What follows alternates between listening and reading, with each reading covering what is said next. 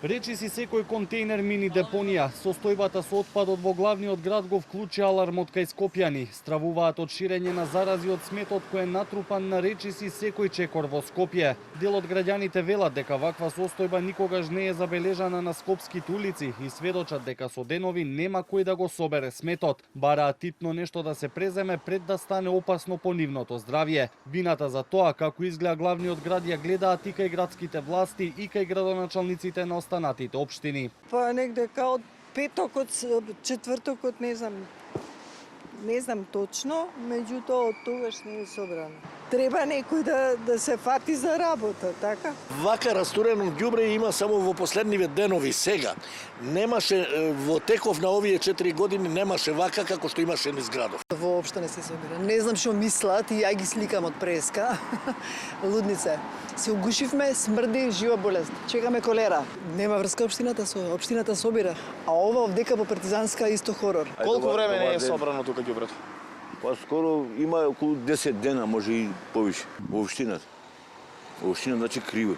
По денешната слика во метрополата, ЗЕЛ свика итен состанок кој ќе се одржи утре во 14 часот, откако тоа првично го побара градоначалникот на Центар Горан Герасимовски, кој посочи дека 5 дена комуналното предпријатие не го собира натрупаниот отпад во општината. Председателот на ЗЕЛСИ, кандидат за градоначалник на Скопје Орце Ѓоргиевски, вели дека проблемот е присутен во секоја општина и најавува можни кривични пријави за директорот на комунална хигиена, а според него заднината на состојбата е политичка.